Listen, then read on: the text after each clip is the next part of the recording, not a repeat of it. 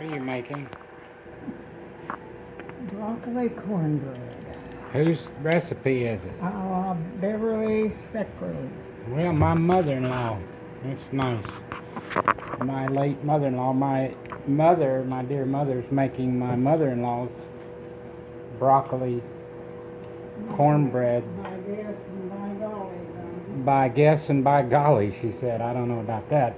It's Resurrection Sunday, and we're going to a gathering of believers, and we're taking this with us. So I just thought it was nice in honor of my mother-in-law, my late mother-in-law, that we were having this today. Good job, Mother.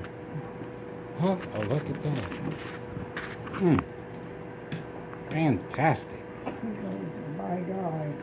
That's the what? That's the by golly. Oh.